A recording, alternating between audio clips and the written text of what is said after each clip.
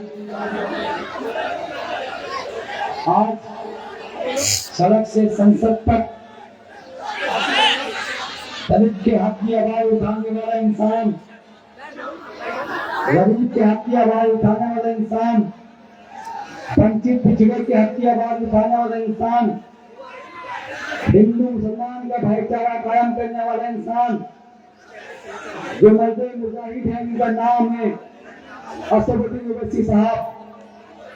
आज मुझे पहली बार मौका मिला है कि मैं उनके साथ उनके बगल में बैठ के आपके सामने अपनी बात रख सकूं। मैं थोड़ा नर्वस भी हूं, मैं थोड़ी देर खामोश भी था। खामोशी इसलिए भी कि मुझ पर बहुत सारी पाबंदियां हैं जो मैं आपसे नहीं बता सकता, नहीं कह सकता। वो खामोशी इस बात का जवाब है कि मेरे खामोशी को आप समझ लेना कि मैं क्या कहना चाहता हूँ। साथ ही हमारे साथ हमारे महाराष्ट्र किसान भाई इम्तियाज जलील साहब, तमाम मेरे एमआईएम के नेता, मेरे पुराने साथी भी हैं, अकरम भाई, डॉक्टर असलम भाई साहब, फखरुद्दीन साहब, बड़े सारे साहब साथी मेरे जो पिछले 30 साल से हमें चलते हैं, साथ रहे हैं। और सबसे बड़ी बात, आप इतनी बड़ी तादाद में सामने बैठे हुए नौजवान साथी, सबसे पहले आपको इस्तकबाल करता हूँ।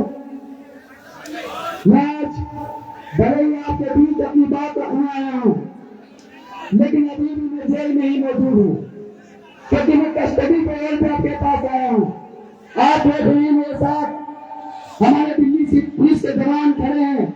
ये इनकी ड्यूटी है कि जो मेरे साथ मेरा हाथ पकड़ के रहना है। ये आप समझ लेना कि मुस्तफाबाद का चुनाव इस बार ऐसा चुनाव है जो इससे पहले कभी आपने नहीं देखा। लेकिन देश ने ऐसे बहुत सारे चुनाव देखे हैं जहां इस तरह के हालात पैदा हुए हैं। आप सुन पा रहे हैं मेरी बात?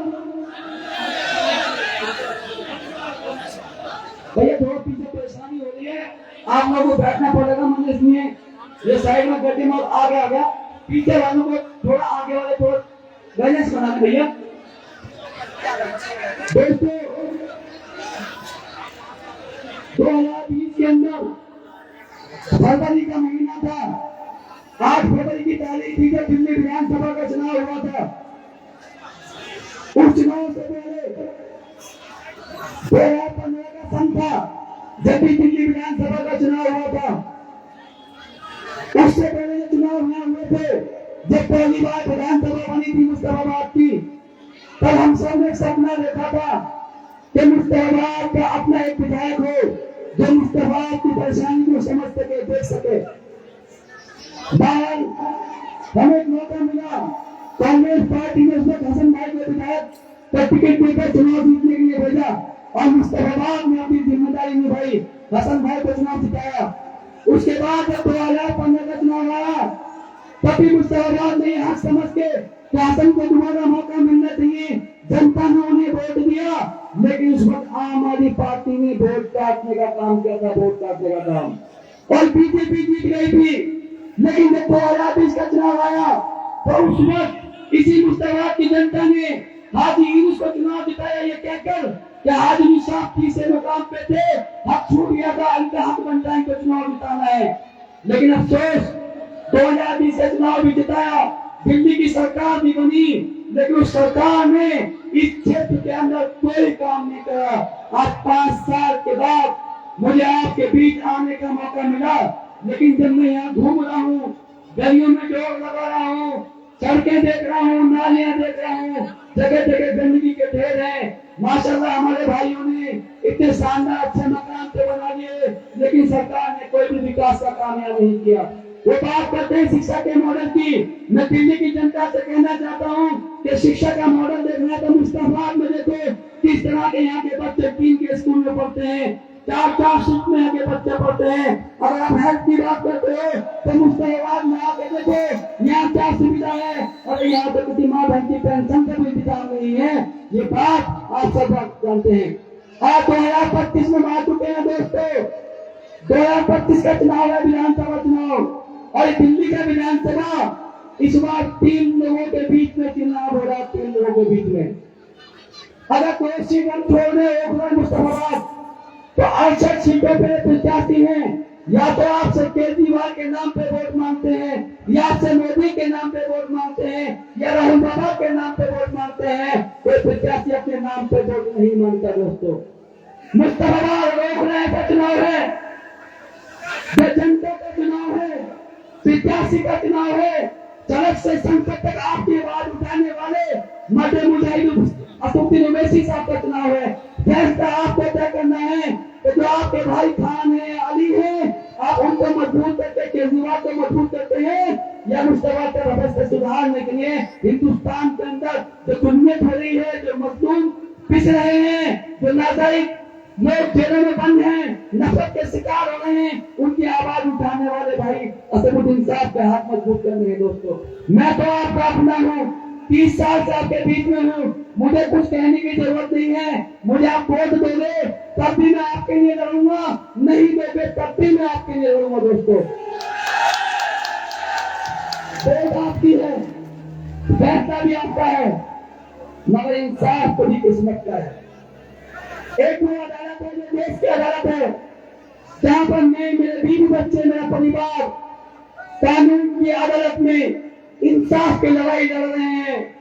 एक ये जनता की अदालत है, जहां मुझे इस देश के संविधान ने, बाबा भीमराव अम्बेडकर जी के संविधान ने लोकतंत्र की ताकत दी है कि जनता के पास जब 5 साल में एक दिन आता है तो उसे भी इंसाफ करने का मौका मिलता है।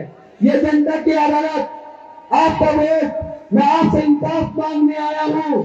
मैं आपसे वादे नहीं करता, क्योंकि वादे कोई पूरे नहीं करता। मैंने काम करके दिखाया था, मैं आगे भी काम करके दिखाऊंगा दोस्तों। हालात ये है कि कब्जे में है जिनके हुकूमत और जमाने वाले हैं, कब्जे में है जिनके हुकूमत और जमाने वाले हैं। ठहराते गद्दार हम जान लुटाने वाले हैं। हम हैं हमीदी कौम के वारिस, शाहिद है तारीख मेरी, जंग में हमने दी है शहादत, सर को कटाने वाले हैं। हमसे ये सबूत मांग रहे हैं वफादारी का। अरे पहले खुद तो तय कर लो, पहले ये बताओ कि वफादार कौन है, फिर वक्त खुद बताएगा गद्दार कौन है। दोस्तों, चुनाव के बाद जो हुआ सबको मालूम है। मीडिया में सिर्फ मेरा नाम चला था, वो नाम था आम आदमी पार्टी का पार्षद ताहिर हुसैन। जैसे ही मेरे नाम मीडिया में चला, सबसे पहले वही मेरे साथी जिनके लिए मैंने 5 साल इस मुस्तफाबाद में काम किया, उनकी पार्टी को मजबूत किया, उनके निशान को घर तक पहुंचाया, और मुस्तफाबाद में सबसे पहली जीत भी उनकी झोली में डाली थी आप लोगों ने दोस्तों। वो साथी जो मुझे अपना भाई कहते थे, वो साथी जो मुझे अपना साथी कहते थे, जब मेरा समय खराब हुआ, मेरा वक्त खराब आया, तो सबसे पहले उन्होंने ये कहा था कि ताहिर हुसैन को गिरफ्तार करो, जेल में डालो और डबल सजा दो। क्या ये बात सही थी? क्या जांच तक रुकना चाहिए था? आज की जांच चल रही है, आज भी मैं निर्दोष हूँ, आरोपी हूँ, और यही कानून का अधिकार के मैं जनता की अदालत में इंसाफ मांगने आपके पास आया हूँ। बहरहाल ये सब आपको देखना है कि जब लॉकडाउन था, कोरोना था, बहुत सारे लोग जो दुनिया से चले गए, बहुत सारे लोग, हजारों नौजवान जो जेल में बंद किए गए, लेकिन ये ताहिर हुसैन सबके लिए फिक्र करता था, सबके लिए दुआ करता था, और खुदा का शुक्र भी अदा करता था कि जहाँ इतना बड़ा नुकसान, इतनी जानें चली गई, ताहिर तू भले ही जेल की ऊंची ऊंची दीवारों के पीछे है, भले ही तू मोटी मोटी सलाखों के पीछे है, भले ही तेरे बच्चे तुझसे दूर हैं, भले ही तूने अपनी बीवी का चेहरा नहीं देखा, भले ही तूने अपने बूढ़े माँ बाप को नहीं देखा, भले ही तेरे नौजवान जो मुस्तफा के वास्ते तुझसे दूर हैं, लेकिन दिल्ली और देश के अंदर हजारों करोड़ों लोग थे जो ईमान वाले थे, ला इलाहा इल्लल्लाह वाले थे, जिन्होंने दुआएं दी इस मुस्तफाबाद के लिए मुझे, और आपके सामने आज जिंदा सलामत आपके सामने हूँ दोस्तों। दर्द की बहुत लंबी दास्तां है, एक एक दिन बरसों सा लगता, जेल की चार दीवारी में नाम तलक तुम भूल गए मेरा, क्या खता थी यारी में। अंधेरों में दिन है गुजरे, हाल कहूं क्या रातों के, तकलीफें मुझ पर क्या गुजरी, बयां करूं क्या शब्दों में। खामोशी के उस मंजर में कुछ शब्द चुनिंदा रखते थे, तुमसे मिलने की खातिर हम खुद को जिंदा रखते थे। दोस्तों, जिसको अल्लाह की देन है, लेकिन जो जिसका जिस्म होता है, जो इसकी आत्मा होती है, रूह होती है, उसे आप गुलाम नहीं कर सकते, उसके ऊपर आप ताले नहीं लगा सकते, जंजीरों में नहीं बांध सकते। जिस्म अभी बंदी है मेरा, होती रूह गुलाम नहीं, तूफान में यूं छोड़ के जाना, बात तुम्हारी आम नहीं। जब मैं मायूस था, परेशान था, अफसोस करता था कि किन लोगों को कहे तूने इतना तन मन लगा के मजबूत किया, जिन्होंने साथ छोड़ दिया, तो ख्याल आया इस पार्टी ने तो वो लोग छोड़ दिए जिस पार्टी को जिन्होंने खड़ा किया था। याद कीजिए प्रशांत भूषण का नाम, याद कीजिए योगेंद्र यादव का नाम, लंबी फहरिस्त ऐसी जिनको जो छोड़ा है। कि जिसमें भी बंदी है मेरा, होती रूह गुलाम नहीं, तूफान में यूं छोड़ के जाना, बात तुम्हारी आम नहीं। तकदीरों के खेल निराले करते खुदा को देखा है, तकदीरों के खेल निराले करते खुदा को देखा है, होकर सजा फांसी की फिर भी जीवन मिलते देखा है। सच्चाई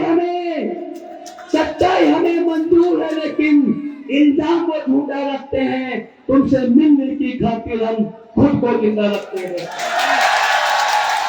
उस समय मेरी बेटी उस वक्त बहुत छोटी थी, जब मैं टूटता था। जेल से बहुत सारे साथी हैं जो जेल काट करके आए हैं, सबको मालूम है कि 5 मिनट की कॉल की सुविधा हर कैदी को मिलती है। जो उसके घर वाले नंबर्स को देते हैं, इसका एफिडेविट लगता है, वो ऑटोमेटिक सिस्टम है दोस्तों।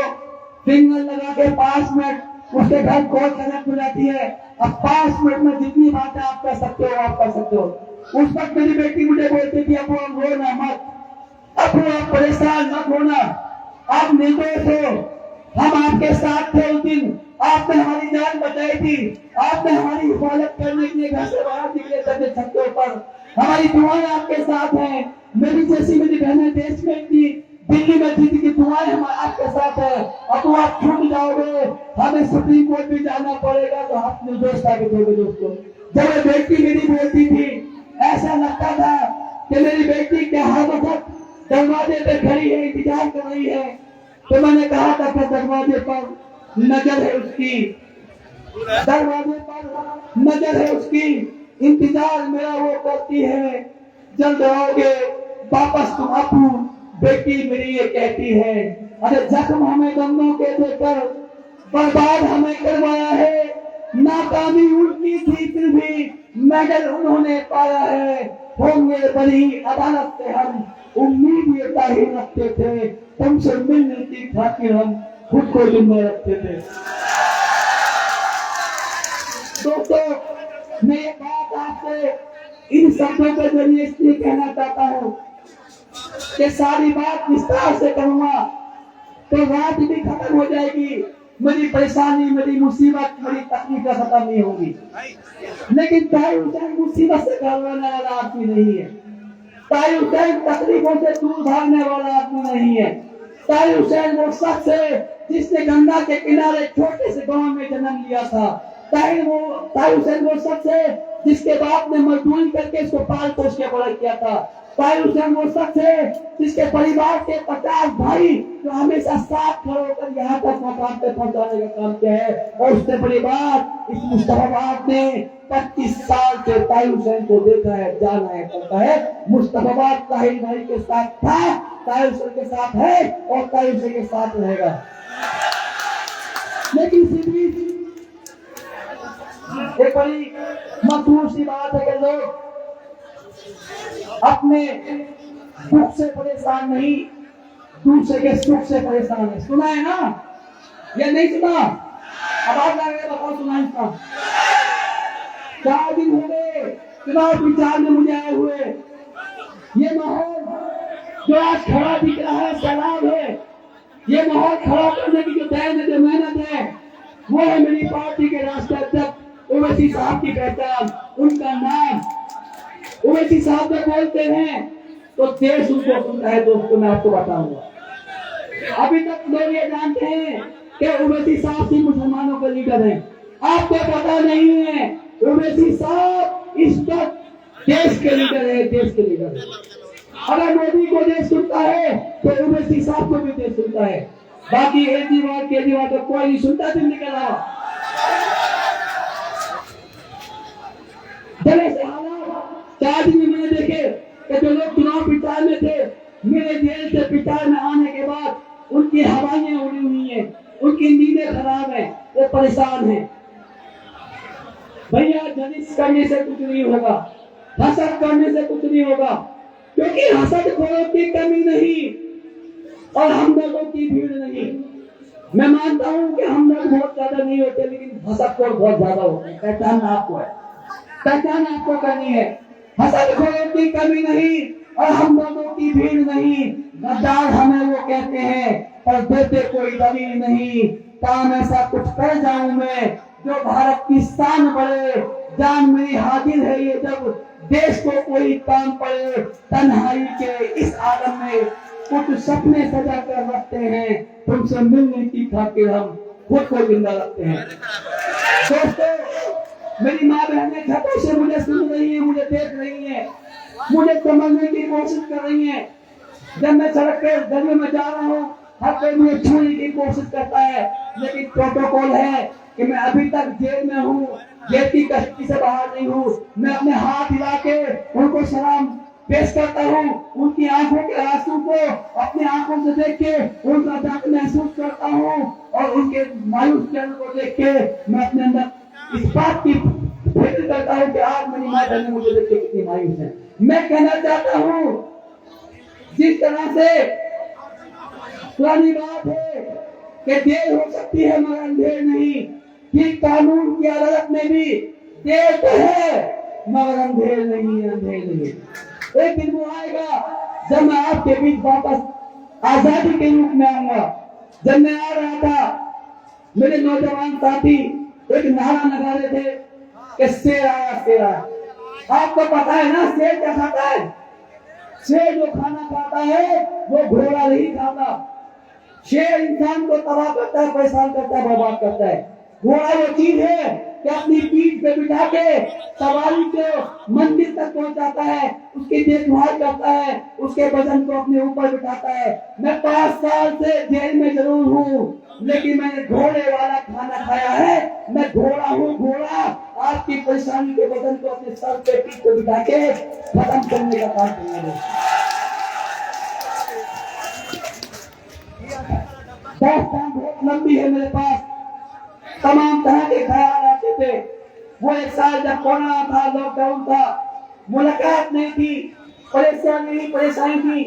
जेल के अंदर जितने भी बंदी भाई थे सबके सब परेशान थे, क्योंकि सामान भी नहीं आ पाता था, सब्जियां भी नहीं आती थी।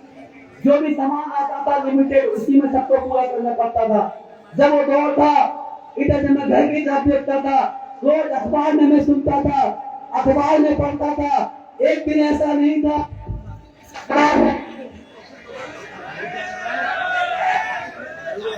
ऐसा कोई दिन नहीं था जिस दिन टीवी चैनल में मुझे गालियां न दी जाती हो। ऐसा कोई दिन नहीं था जिस दिन ये बड़े बड़े पत्रकार जो प्राइम टाइम के शो चलाते हैं मुझे फांसी के झूले पर न लटकाते हो।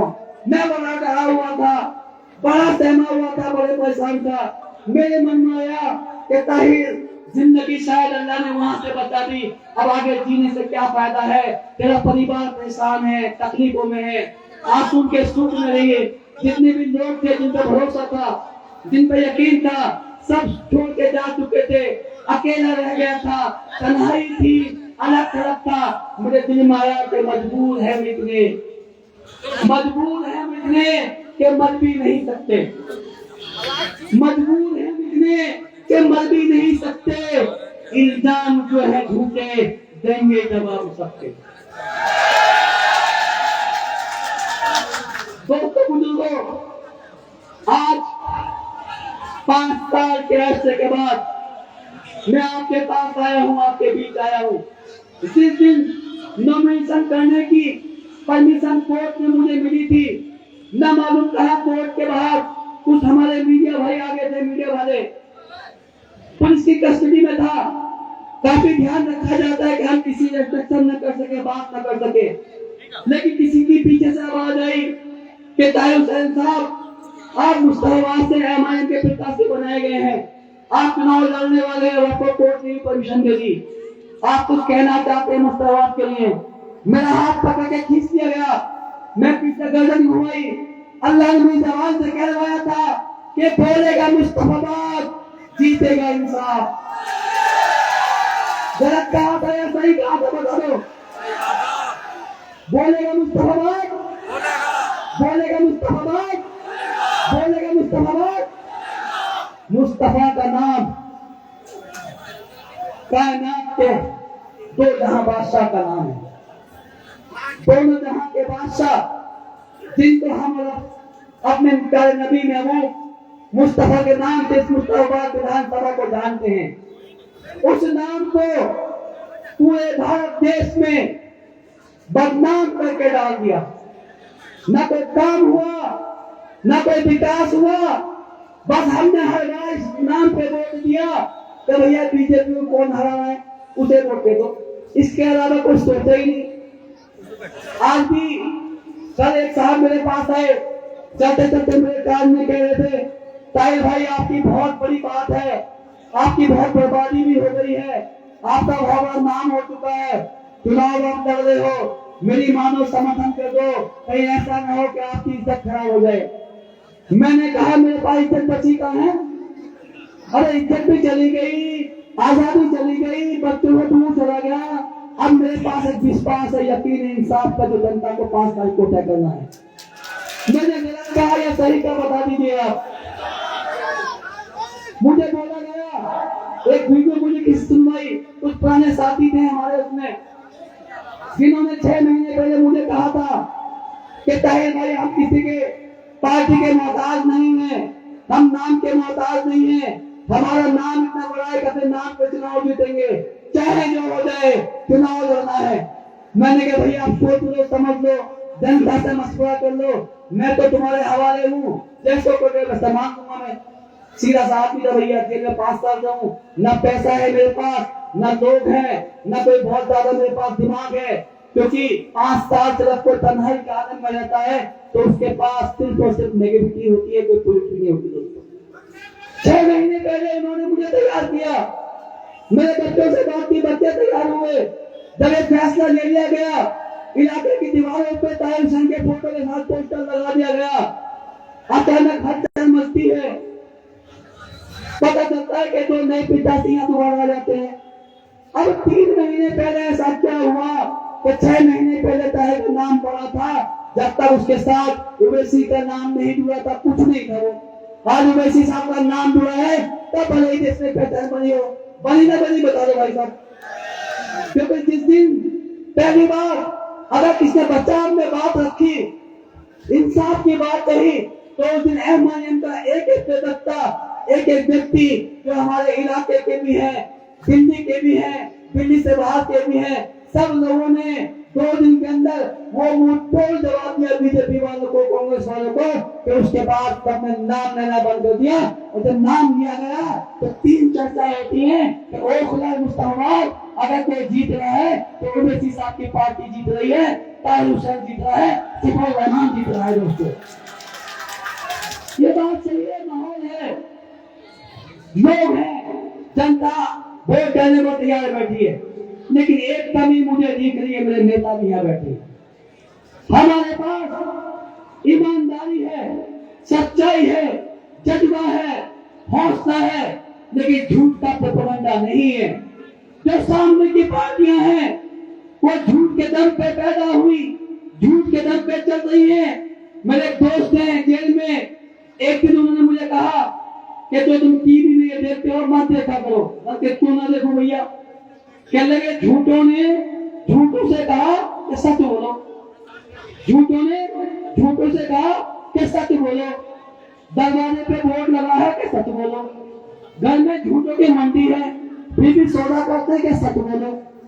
अरे डूबने वालों, गंगा जमुना अपनी है, ये तो बता दो कि 9 में 6 किसने किया, इतना तो सच बोलो। इन दोनों पार्टियों में एक तो भाजपा वाले हैं, एक तो आप वाले हैं। अब वो 100 झूठ बोलते हैं तो वो 200 झूठ बोलते हैं, कसम खा के झूठ बोलने की। कैसी कैसी बातें निकल के आती हैं। कोई कहता है जमुना में जहर है, कोई कहता है कि बातों में नफरत है। तमाम बातों करके पब्लिक को गुमराह कर रहे हैं। आज तक ना तो पढ़ने किसी खाते में, न मुश्ताबाद में कोई कॉलेज बना, न मुश्ताबाद में अस्पताल बना। तमाम दिल्ली के वादे सिर्फ विज्ञापन में है, अखबार में है। आज से पहले मैं इसलिए नहीं बोलता था क्योंकि साथ था, भरोसा था, यकीन था। लेकिन जुल्म के साए में पर तोलेगा कौन, जुल्म के साए में पर तोलेगा कौन, सोचना यह है कि जब बोलेगा कौन। अगर आज ताहिर हुसैन भी चुप बैठा तो फिर बोलेगा कौन। मेरे पास कहने के लिए मैं कहता बार बार बहुत कुछ है, लेकिन समय की पाबंदी है। हमारे बड़े नेता हमारे साथ हैं। आज मुझे उनकी बात को सुनना है, समझना है, उनसे सीखना है। इंशाल्लाह बहुत जल्दी दोबारा मौका मिलेगा, मैं आपसे बात करूंगा। बस एक अपील में आपसे करके इजाजत करूंगा कि बदलते वक्त का एहसास जरा तुम भी समझ लेना। आज जो वक्त बदल रहा है, हालात आपके सामने हैं कि बदलते वक्त का एहसास जरा तुम भी समझ लेना। छलकते आंसुओं की लाज जरा तुम भी रख लेना। बुलाकर हर गिला शिकवा मुझे अपना बना लेना। देकर वोट पतन पर तुम ताहिर को जिता देना। दोस्तों, ताहिर कल भी तुम्हारा था, ताहिर अब भी तुम्हारा है। ताहिर कल भी तुम्हारा था, ताहिर अब भी तुम्हारा है। रखूंगा सर को ऊंचा मैं तुम्हारे, ये वादा मेरा है। निभाकर रिश्ता तुम अपना, मेरा बस साथ दे देना। देकर वोट पतन पर तुम ताहिर को जिता देना। जो दाग मुझसे लगा है वो भी मुझे खत्म करना है कि मोहब्बत भाईचारे का पुराना वक्त भी लाना है। याद है ना, हम कामन सेवा भी करते थे, भंडारे भी लगाते थे, अफ्तार पार्टी भी करते थे। सारे मुसलमान त्योहार, हिंदू मुसलमान सब मिलकर रहते थे। न मालूम किसने नफरत फैलाई कि मोहब्बत भाईचारे का पुराना वक्त भी लाना है। मुस्तफाबाद वालों से मेरा ये खास कहना है। क्या खास कहना है? मोहब्बत भाईचारे का पुराना वक्त भी लाना है। मुस्तफाबाद वालों से मेरा ये खास कहना है कि हुकूमत हो किसी की भी मगर तुम, हुकूमत हो किसी की भी मगर तुम इंसाफ कर देना। देकर वोट पतन पर तुम ताहिर हुसैन को जिता देना। बंदिशें हैं जहां दिन रात उसे तिहाड़ कहते हैं। बंदिशें है जहां दिन रात उसे तिहाड़ कहते हैं। तुम्हारी याद में रह करके कुछ सपने भी देखे हैं। मिटा दूंगा मैं हस्ती को अपनी, तुम आवाज दे देना। देकर वोट पतन पर तुम ताहिर हुसैन को जिता देना। खुदा के वास्ते, खुदा के वास्ते तुम मुझे यूं मायूस न करना। हुआ जो जुल्म मुझ पर है उसे यूं मत भुला देना। पीड़ित हूं मैं अपराधी नहीं, जमाने को बता देना। देकर वोट पतन पर तुम ताहिर हुसैन को जिता देना। और आखिरी बात के सभी माँ बाप जैसे हैं मेरे और भाई बहने हैं। सभी माँ बाप जैसे हैं मेरे और भाई बहने हैं, क्योंकि मेरा मानना है कि तकदीर दुआओं से बदली जाती है, परेशानियां दुआओं से खत्म होती हैं। तकदीर के फैसले दुआओं से बहुत ज्यादा पड़ते जाते हैं। सदका करें मेरे लिए, नमाज पढ़ें, अल्लाह का शुक्र अदा करें, लेकिन 5 तारीख को जीत की दुआ करें कि सभी माँ बाप जैसे हैं मेरे और भाई बहने हैं। सभी नौजवान साथी हैं मेरे और क्षेत्र के वासी हैं। दुआ तुम मांगना, अल्लाह के आगे हाथ फैलाना। देकर वोट पतन पर तुम ताहिर हुसैन को जिता देना। अस्सलाम वालेकुम। बोलेगा मुस्तफाबाद, बोलेगा मुस्तफाबाद।